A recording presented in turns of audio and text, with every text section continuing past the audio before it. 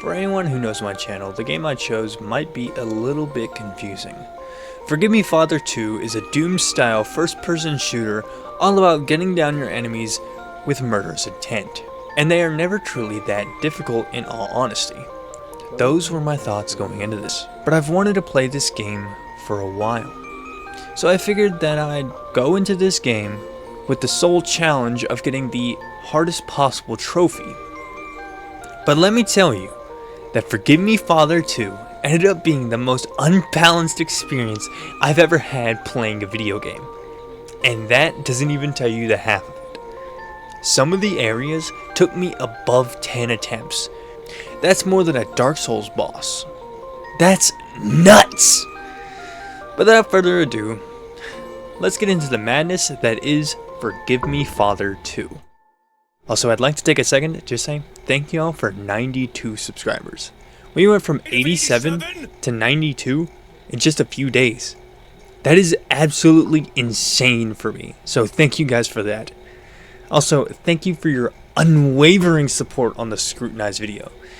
That video took forever to make, and it took a lot of effort for me to get back into that, so just thank you guys. Also, thank you to this person for their support on my struggles as of late. I thought that some people might just not take it seriously, but thank you. You're a real one, so shout out to them. Unfortunately, just launching the game caused me problems. I knew it was because of the preset of this game, and I'm looking, I'm swinging. Oh, yeah. For some odd reason, my Streamlabs was having an absolute conniption when trying to record this. So my first hurdle was having to download OBS Studio.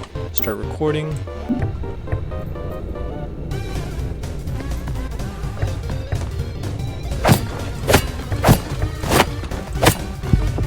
As you can see by that video, and the gameplay that's on screen right now, I was able to figure it out.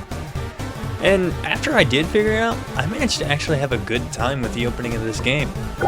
Okay, we're back. So I just had to jump through a few hoops and had to download OBS Studio instead of Streamlabs OBS, because Streamlabs, for some reason, really does not like it when I play higher resolution games. So, and this game does take a lot, because look at all these little details. Everything in here is hand-drawn, which is what drew me to the game in the first place. But check out these clean animations. You got a knife in your pocket. You'll be needing it, mark my words. Get your hide out of this cell. They're coming for you. They're coming for me? Hey, I can flush the toilet into this little animation. That's sick. It's kind of crazy, though, that everything in here is pretty much hand-drawn. What was that noise for? Where did everyone go? What the hell is going on here? Man, I don't know. I'm here with you. Where are the monsters at? Where are the HUDs at? Oh, wait. That's from me? That's sick! They must have worked hard on this game. Somebody's tunneling out of here. Shawshank Redemption type shit. Well, hello there. What are you? Did I just kill a man? Forgive me, Father. Oh my god, it's the name of the game! Door open. Did you just speak in the third person about a door opening? Trying to command the door over here, boys. The intro to the game introduces us to a man named the Priest, the main character and the guy we play as. The Priest is in an insane asylum because, well, he's insane. Only groundbreaking stuff here on the Slim Door channel. And although we wouldn't know it from the intro to the game, the entire game takes place inside the Priest's head, post whatever traumatic events led him here. W's. I can't aim worth a shit.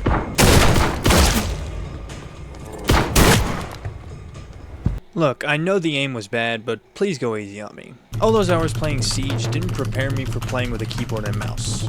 But going forward, I would encounter the first hurdle and the first indication that this game is pretty unbalanced in the grand scheme of things. I died? What? Oh my god, dude. Did I hit the barrel or something?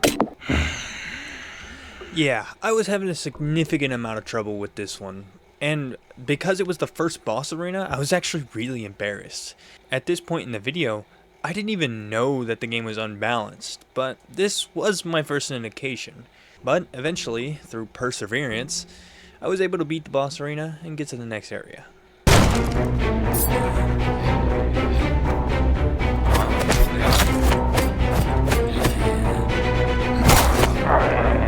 He's just on low health.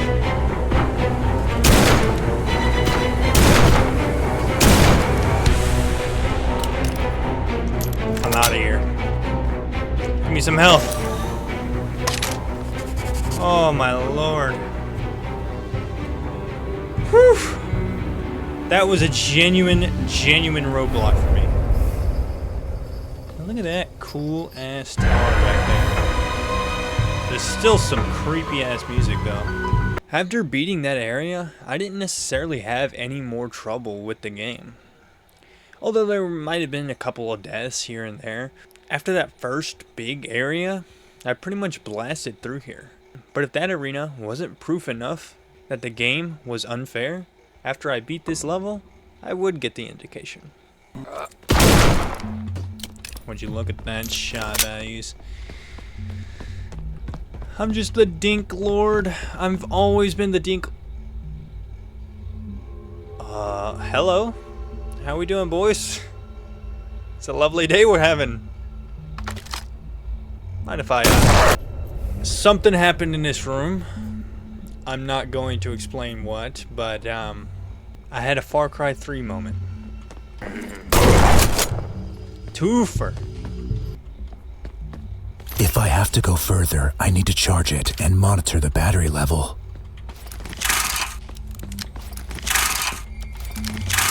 That's a really cool mechanic. I like that. It's like a horror game aspect and it's like a horror game, I can go ahead and do that, right? Yeah, I can.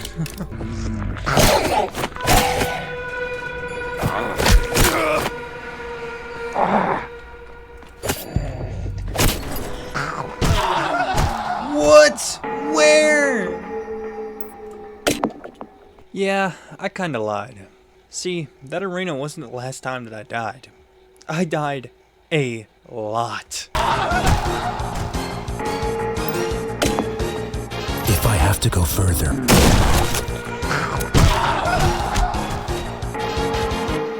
I got hit with a base mechanic. I suck at this game. I just died. What are you talking about? Listen, guys. I don't want to have to do this, but if y'all aren't going to be civil about this, a little bit unnecessary, but I see the vision. To get 100% on all levels, I got to do all of these. It was just a dream. A nightmare. Rough night, eh? Them doctors are waiting for you. Something bothering you? Let go of the trauma and share your fragments of memories. Don't you worry, them doctors are the best in the whole county. Yeah, we're batshit crazy. Like I said earlier, the entire game takes place within the priest's head. That wasn't just the enemies are in his imagination, we are literally inside of his head. Even the asylum that we're in is inside of his head. We are playing fragments of his memories and experiences. But that's what makes the game really good. Usually whenever a story goes in the direction of it was all just a dream or it was all in the character's head, like an American Psycho, it kind of falls flat because you were attached to the idea that this is really happening. These characters have developed into this. This is what they have become. But in this game, it works because the priest is in an asylum. He's working through his own trauma. He's working through his own insanity. And through his own actions throughout the game, he will slowly but surely get better. Whenever you finish the mission, you return to the asylum where you can find a letter sitting on your desk. Dear friend, do you remember Pestville? Our apartment in the Harbor District may not have been a fancy place, but it has always been a spot to rest after the toils of the day. To this day, I recall that ever-present scent of fish and seafood. This newly opened psychiatric hospital, its echoes resounding through the cobbled streets, kept us awake at night. To make matters worse, the escape of the patients brought these once peaceful neighborhoods to the brink of despair. People are now afraid to step out on the streets. I have nothing to eat, and all the shops are either closed or looted. This city will never recover from this catastrophe. Alright, I guess that's where I'm going. My Pash Slim, how right you are. But first, we have some things to talk about. See, while you're in the asylum, you have two different things you can do. You can go into your card slots, allowing you to get active and passive abilities, or you can go to the gun shop and buy some guns. Now, I love the gun system in this game, because each gun gets more corrupt with the last, showing how you're slipping slower and slower into insanity. As you become more powerful in your mind, you're not getting better, you're simply becoming more in tune with the darkness in your head. All of this becomes incredibly important, especially the cards. See, a large reason as to why the game is unbalanced is because you simply don't have enough health for all the damage that it's being done to you. This isn't like a Doom game where health just drops off of enemies. Health has to be found, and the only places it can be found are on set spawns that developers have put. Health is not just gonna spawn randomly, you have to search for that. But enough talking about the story, this isn't a video essay. You guys are here to see me struggle, and struggle, I did. Dear God. I'm dead! I died again! Oh my God! There's so many bullets flying everywhere! How are you supposed to be able to do this?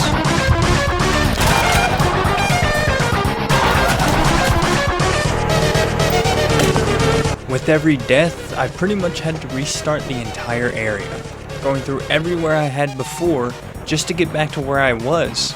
The worst part about this was that they introduced a new enemy, and this enemy type early game really destroyed me every time, and I was afraid every time I saw him that I was just gonna die.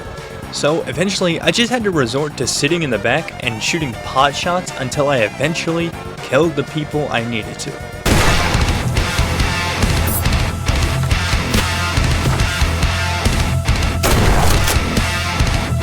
Oh, finally! Unfortunately, this wouldn't be the last time I'd feel this kind of jubilation. I say unfortunately because that means that I had to go through another scenario just like that to be able to feel that jubilation. But with that being said, I managed to get through this area pretty easily after getting through that arena.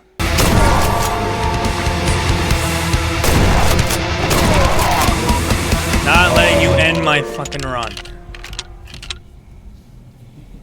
Wait.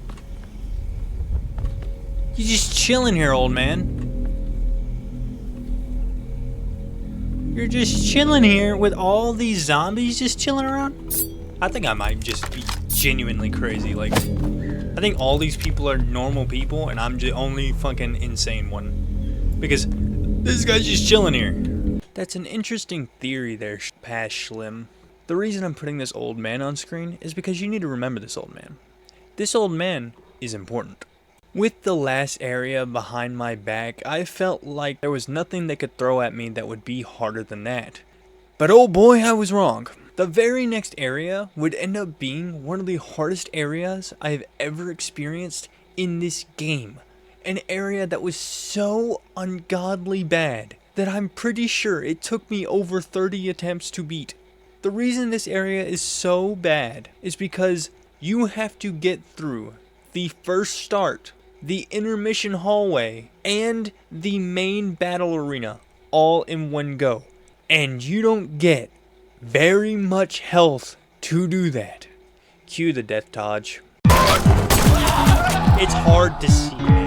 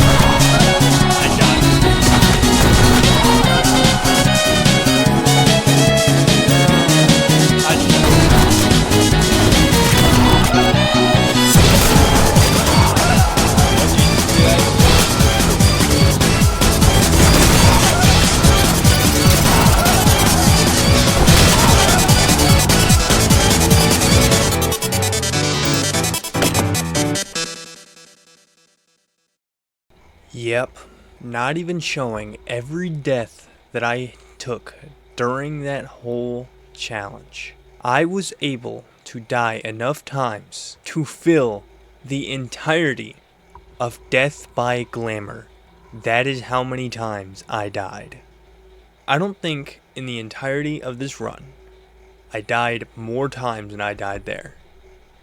And there's still one more area that gave me a crap ton of trouble. But every time I died, I got better. And that's the important part. Because eventually, if I just threw myself into the challenge enough times, slowly learning, adapting, and getting better, I would eventually have a winning run.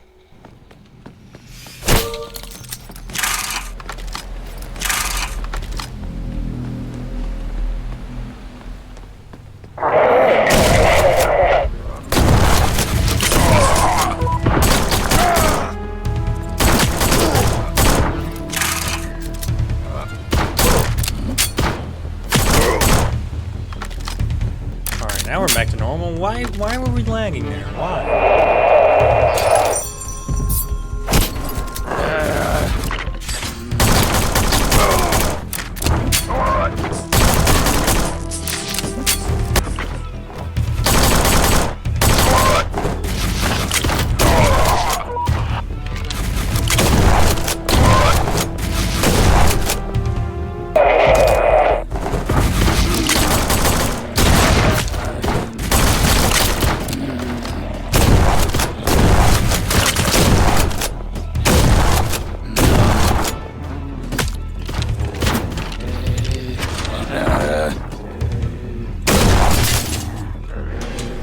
Finally, I can move forward.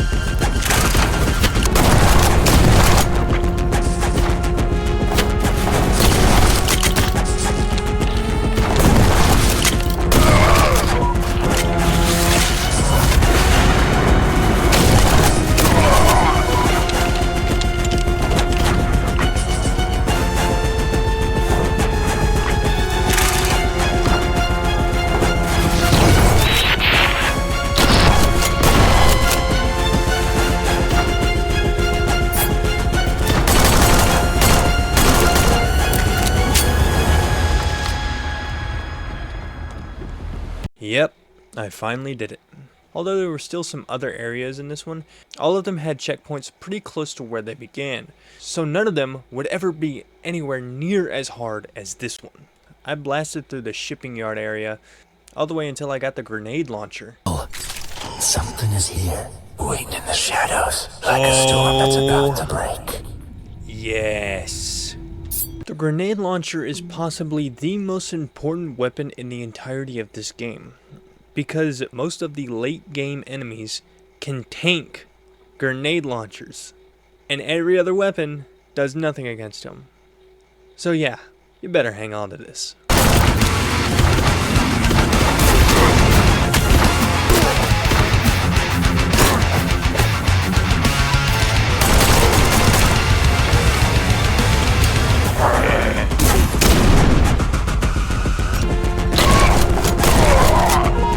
Lever. I hope this old machinery won't let me down. I had made it pretty far, all things considered. I was almost to the end of the level, right on the cusp of leaving it. But, of course, that's when tragedy struck.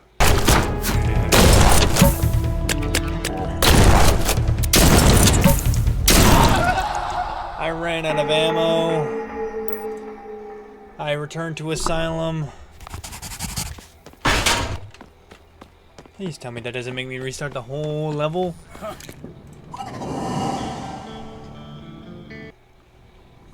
Oh my god, oh my. Yep, I accidentally went back to the asylum. and by returning to the asylum, I had accidentally restarted the entire level. So now I had to go through the entire first section again, all the way through the shipping yard, just to get back to the end, so I could leave. Luckily, this time, it went a bit better.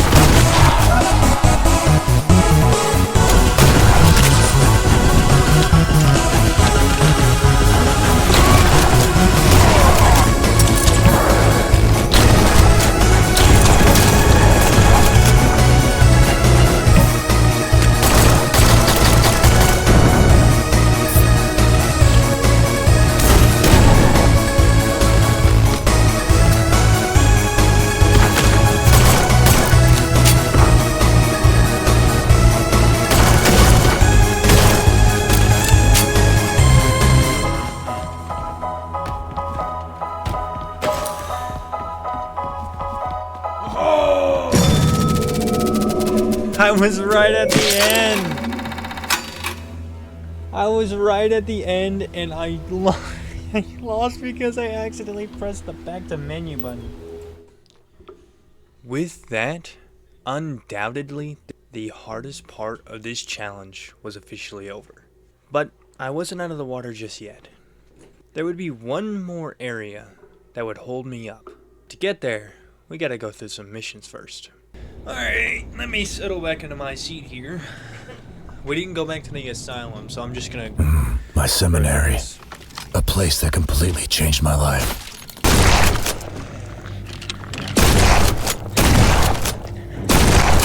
This place, once sacred, is now poisoned by evil. It feels like an old nightmare.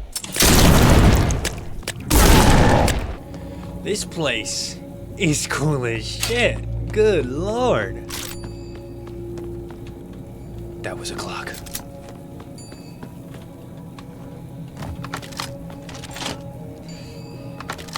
I found you. This place is known as the Sanctuary. It connects to the cathedral where our main character, the priest, was ordained. Although this place looks scary, it didn't give me much trouble until I saw this.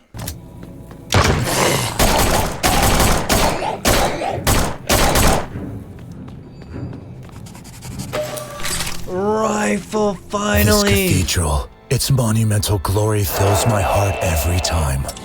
This cathedral doesn't just mark anything. It marks our next arena that would give me an immense amount of trouble. There's bullets flying everywhere, dude! Oh my goodness.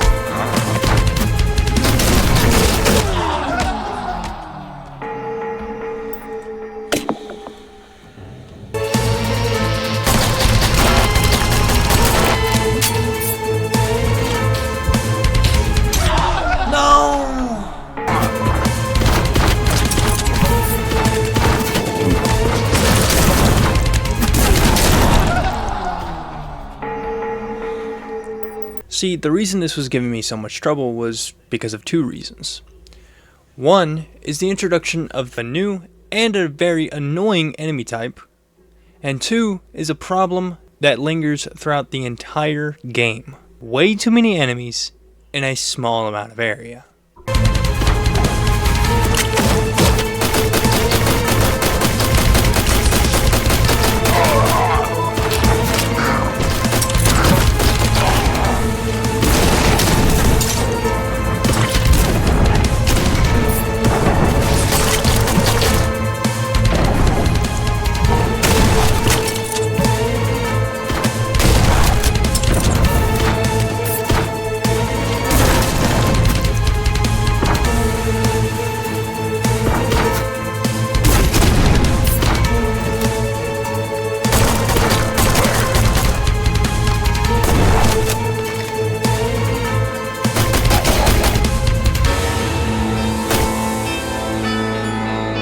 Oh.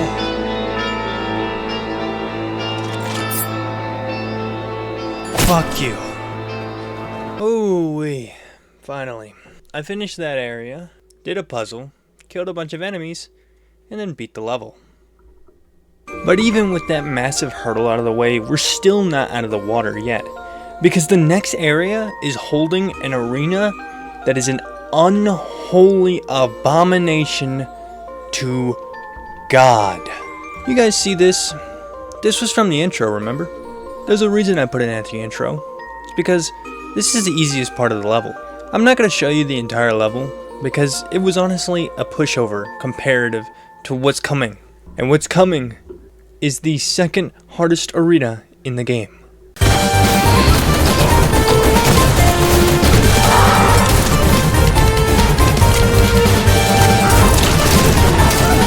Oh my god.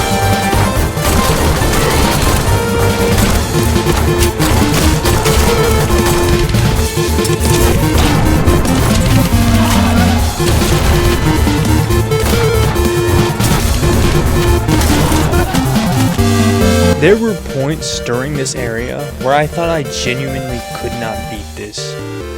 There were so many enemies at some points that I thought, how am I able to dodge any of these hits?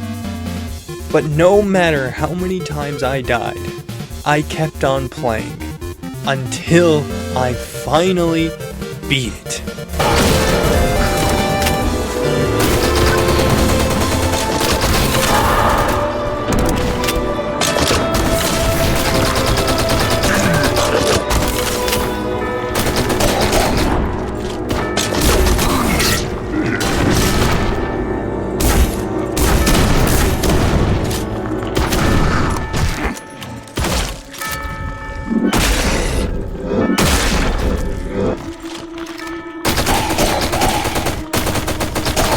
This altar I was ordained.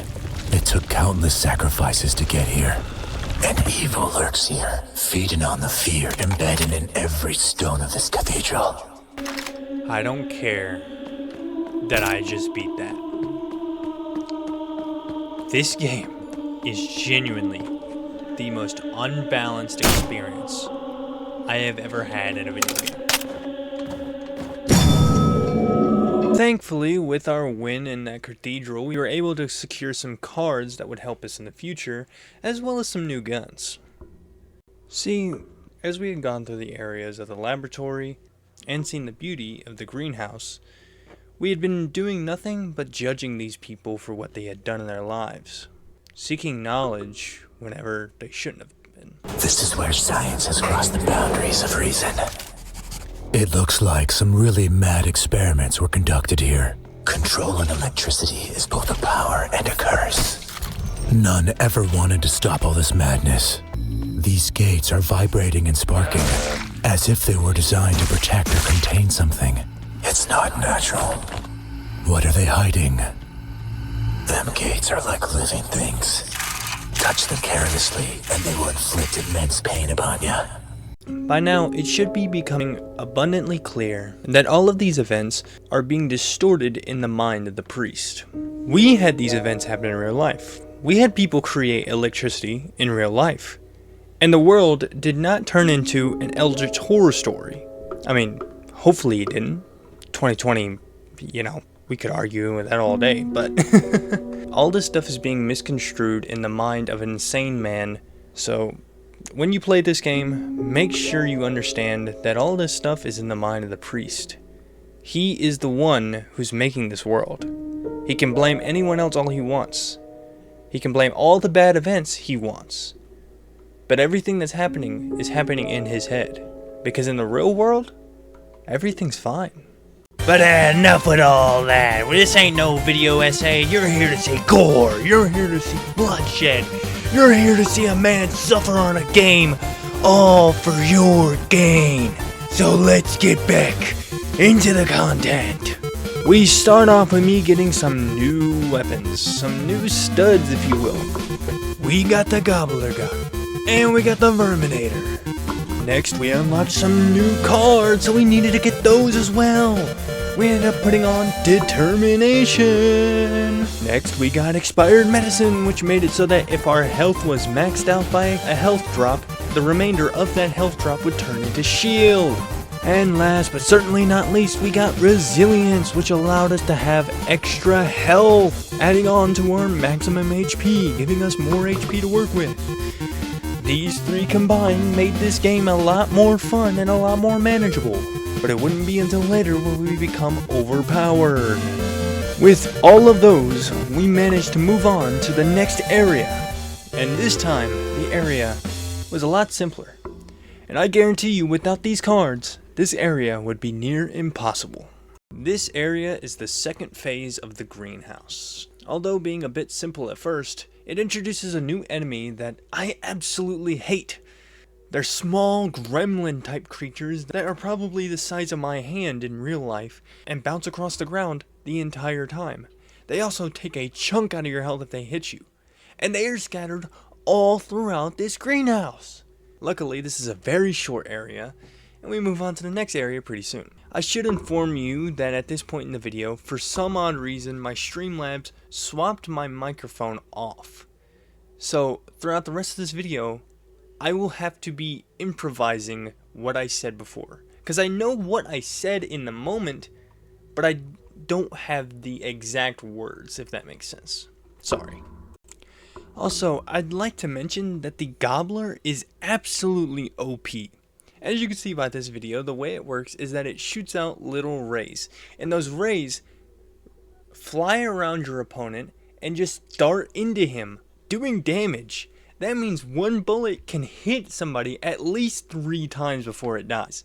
I also love the design of the Gobbler, and think that it's one of the better designs for the weapons. I wish more of the weapons had that more animalistic feel.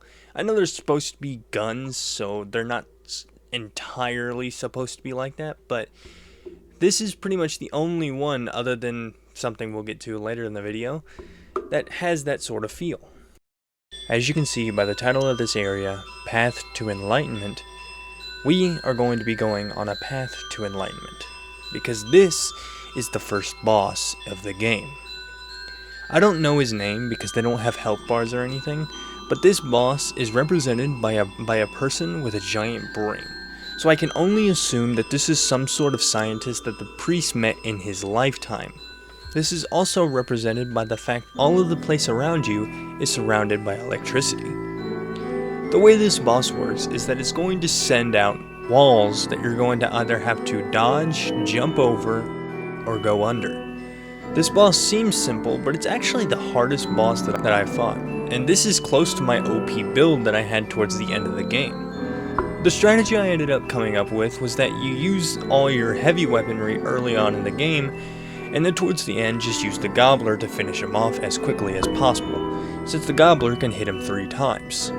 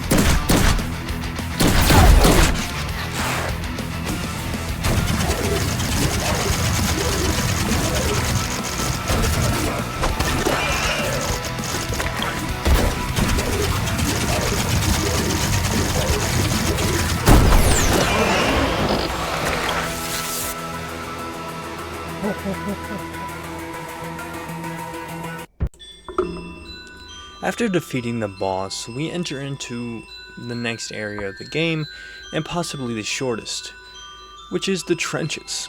I didn't really die much in this area, so there's nothing worth noticing, but it is worth stating that this means that the priest did fight in World War I. And we start to get a bigger picture as to what exactly happened to the priest that made him go insane. The priest started out as a young man, going to university, and eventually becoming ordained at the church, becoming a priest himself. And then he was flung into World War I, fighting in the trenches, killing people. And if you know anything about Catholicism, you know that killing people is a big no-no. Before I did any of that, I went ahead and bought some new weaponry, where I got my new best friend, Terrence the Crawdad. Oh my god, he's fucking adorable. Oh my god, he lights up when you shoot him, that's adorable! Oh my, when you reload, you feed him a little treat, that's adorable! I love this little guy. Yeah, I know his name isn't canonically Terrence, but I'm not calling this motherfucker the Eternal Fish. That's just disrespectful. He's too adorable for that, man. And by the way, me and Terrence are so goated that when we got to the second boss, we were able to knock him out in less than a minute. And before you ask me, I don't even know what this boss is. So no, I don't know the narrative implications of this boss. And with its defeat, I had realized that my build was so goated that I was trivializing the entire rest of the game. Pretty much speedrunning at this point. Arctic Mission, done. Desert Shrine, done. Mushroom Forest with low gravity, done. Whoa, wait. Turn back time a little bit there, big dog. Look at these crazy visuals. This is probably one of my favorite areas in the game. But unfortunately, I was done. Nearing the end of the game, things started to get crazier and crazier as we kept getting closer to the center of the priest's dying mind. Droves of enemies threw themselves at us, trying to stop us from getting to the center of whatever is here, and that's for a reason. Throughout the game, the priest has been searching for some sort of truth. From the very start of the game, from the very opening of the game, he states how he wants to find the truth. And you can even hear it in the dialogue. As he starts to realize this truth that he's been searching for, his mind can't handle it. I don't understand. Once again, you've fallen into the trap of your own mind.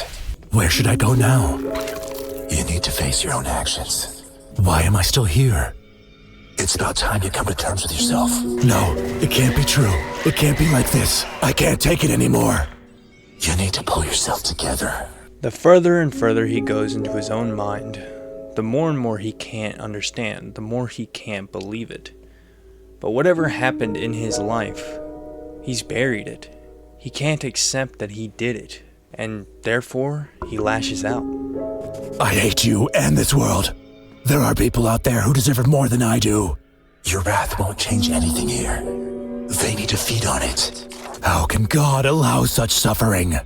Calm down. The priest is lashing out at the only two people he can.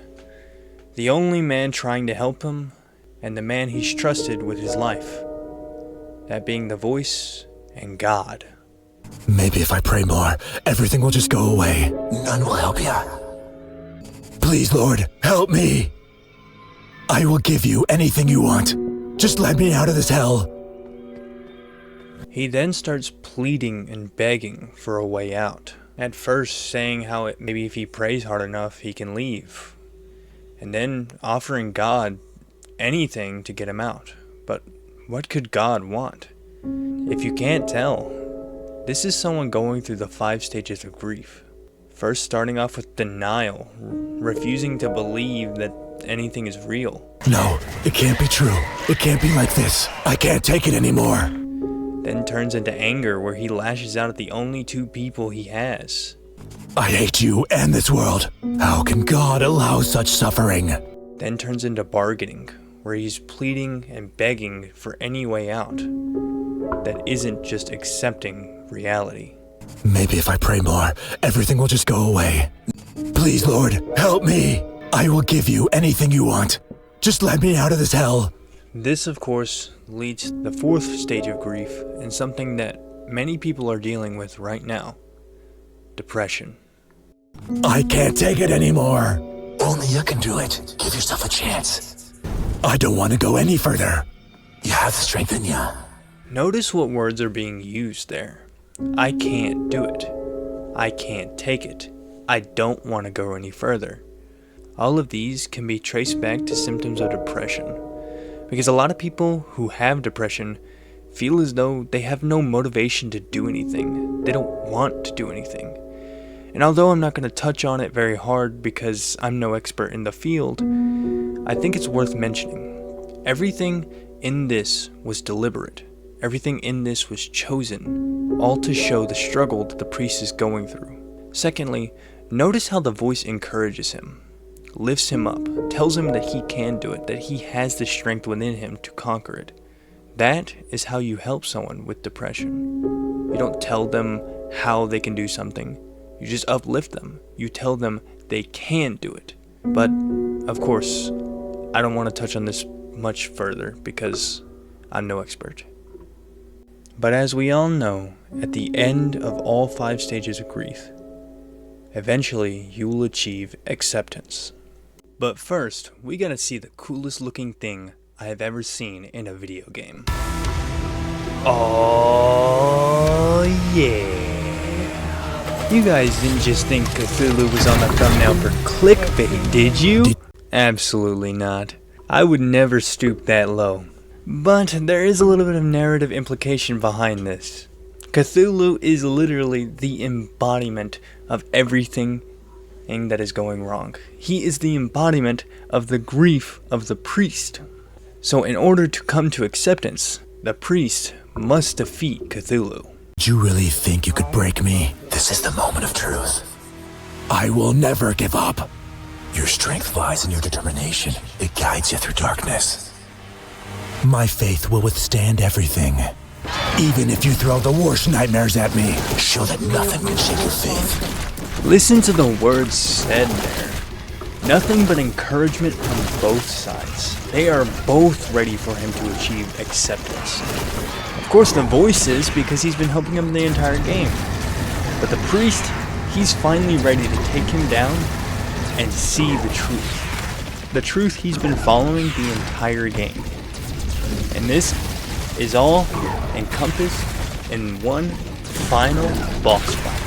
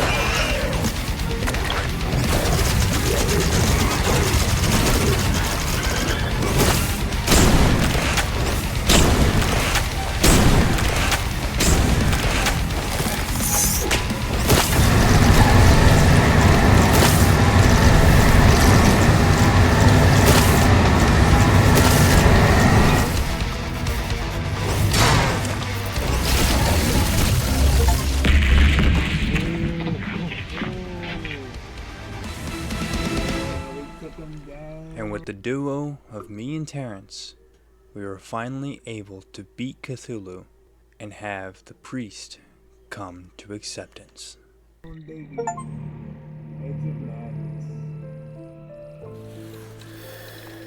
Your fate is stained with blood, like a river of dreams filled with forgetfulness. Don't you see this? Your blood is a bridge between worlds, between reality and dreams. What is happening? Why is everyone here? Run! The world is falling apart! My memories. Stay with them, and eternal sleep will envelop you, protected from the wrath of the Old One. But when you wake up, my world will change irreversibly. Should I stay in my dreams or confront them? Unity of body and soul. Calm down, calm down. Do I have to decide? Could it be that we have already sealed our fate? So, I will indeed descend into madness after all. It's good that the Old One will be trapped in his dark slumber, but will I find peace in eternity? My faith is sealed.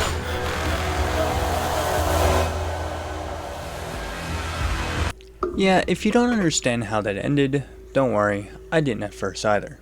The voice isn't literally saying that his blood is a portal between worlds. The voice is saying that he himself is the portal. His mind is the portal between worlds. The reason he showed everyone there and said, "my memories," is because these were his memories. No matter how you look at it, no matter what happens, these were his memories. This was all in his head. This was all him going through the 5 stages of grief. And although I didn't show everything, the reason he was going through the 5 stages of grief was because of his own insanity. He had lost everything pretty much, going from a priest to World War I and basically losing his faith, to losing his brother during World War I, and then losing his best friend to what he believed were medical experiments. All of this happened to him and drove him slowly but surely insane. And I'm sure if we played the first game, we could have a little bit more context. But all in all, the story of this game is the priest coming to terms with his life and the actions that he took during them. And I think that is a pretty deep story. Hey, so I would like to give my thoughts on this game. Usually I like to give my thoughts at the end of the credits, but I decided that this time I wanted to simmer on this game a little bit. My initial thoughts and opinions probably would not be very good simply because this game was incredibly difficult for no reason. But now that I've had time to simmer and I've pretty much made the entire video and I'm just giving my afterthoughts on, the game and the video, I think it was really good. If you enjoy a Doom style shooter type game, I would highly recommend this, especially if you love the art style. I think that this is going to go down in history as one of my favorite art styles in any game, let alone in a challenge video I've made. But to give my honest thoughts on the game, I think it was a insightful game. It definitely went through a bit of a learning stage.